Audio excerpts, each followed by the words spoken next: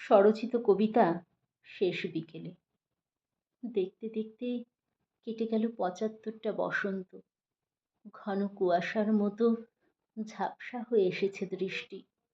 শুধু মনের সমস্ত আকাশ জুড়ে ধ্রুবতারার মতো আজও জ্বলজ্বল করে তোমার সাথে কাটানো মুহূর্তগুলো। কাল রাতে মাথায় অনুভব করেছি তোমার স্পর্শ। জানি তোমার কাছে যাওয়ার সময় হয়ে আসছে। আচ্ছা, তোমার মনে পড়ে আমাদের জীবনের শেষ বিকেলের মুহূর্তগুলো? একেকটা শেষ বিকেলের একেকটি বিশেষ মুহূর্ত স্বর্ণাক্ষরে লেখা আছে আমার মনের পাতা জুড়ে। জানো, আমি মাঝে মধ্যেই তা উল্টে পাল্টে দেখি আর নিমেষের মধ্যে হারিয়ে যাই সেই ফেলে আসা দিনগুলোতে। আমার তখন ২০, তোমার বোধহয় ২৯ হবে। এক শেষ বিকেলে মা বাবা সহ এলে আমাদের বাড়ি আমাকে দেখতে। সবার জোড়াজুড়িতে আমরা দুজনে একান্তে আলাপনের জন্য গেলাম ছাদে। পড়ন্ত বিকেলের গোধূলির আলোতে এক দৃষ্টিতে রইলে আমার দিকে চেয়ে। আমার মুখটি তখন অস্ত যাওয়া সূর্যের মতোই লজ্জায় লাল। ধীরে ধীরে কাছে এসে বললে, গ্রহণ করবে আমায়? আমি তখন ভালো লাগার আবেশে বিবশ। আমি কখনো বলে উঠতে পারিনি আমি যে তোমার কাতর আহ্বানে মুগ্ধ হয়ে সেদিনই গ্রহণ করেছিলাম তোমায়। তারপর সবার মতে এক গোধূলি লগ্নে ৪ হাত এক হয়ে যায় আমাদের। সেদিনের শেষ বিকেলটা ছিল চিরস্মরণীয়। আমার কুমারী জীবন পার করে বিবাহিত জীবনের প্রবেশের সাঁকো ছিল সেই শেষ বিকেলটা। তারপর কত বিকেল কেটেছে তোমার অপেক্ষায়। বিয়ের পর এক শেষ বিকেলে ঝাপসা চোখে আমাকে বিদায় জানিয়ে তুমি ফিরে গেলে তোমার কর্মস্থলে।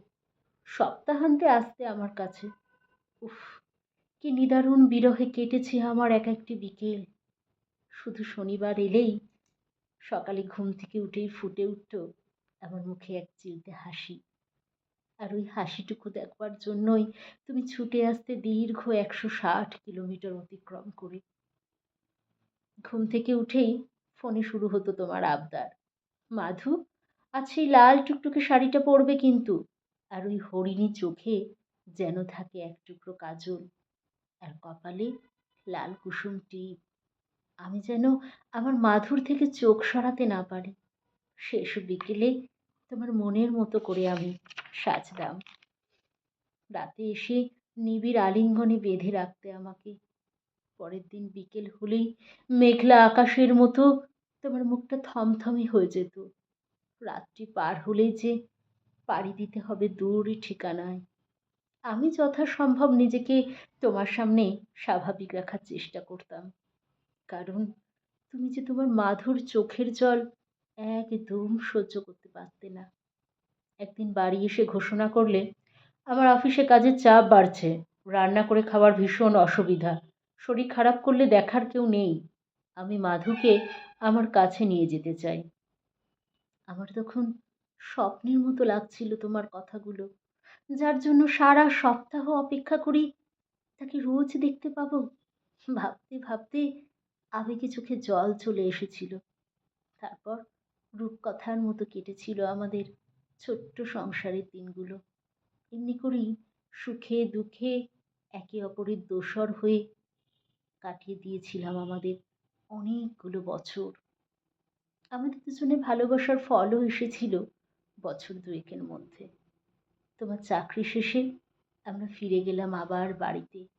সন্তানের পড়াশোনা শেষে প্রতিষ্ঠিত হবার পর ওর ধুমধাম করে বিয়ে দিলাম আমরা। আমাদের সুখের নীড় পরিপূর্ণ হলো ছোট্ট নতুন অতিথির আগমনে। এমনই সুখের সাগরে ভাসার সময় ঘনিয়ে এলো আমাদের জীবনে এক সর্বনাশা ঝড়। এক মারণ ব্যাধি ধরা পড়ল তোমার। তুমি যখন বুঝতে পারলে ফুরিয়ে আসছে তোমার সময়, ছেলে বৌমাকে ডেকে বললে, সামনে শ্রাবণে আমার আর মাধুর ৫০তম বিবাহবার্ষিকী পালন করতে চাই আমি। ওরা শুনে তো আনন্দে আত্মহারা। দুদিনের মধ্যেই শুরু করে দিল সব তোড়জোড়। আমি তো লজ্জায় লাল। তোমাকে বললাম, এই বয়সে কি শুরু করলে এসব?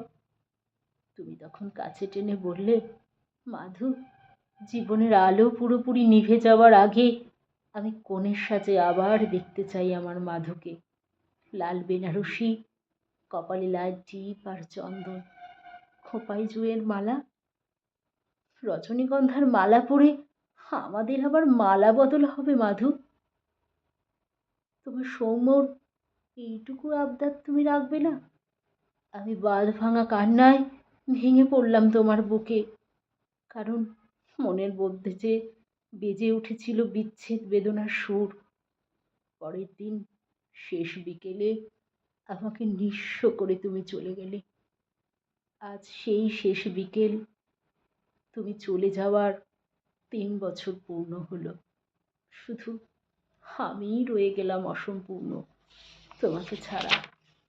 স্পষ্ট দেখতে পাচ্ছি তোমার হাতছানি, তুমি দুহাত বাড়িয়ে যেন বলছো, মাধু, আমি আসছি, আর কষ্ট পেতে দেব না তোমাকে।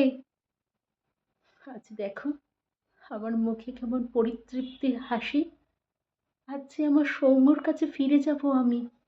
সৌম্য, গ্রহণ করবে তো আমায়?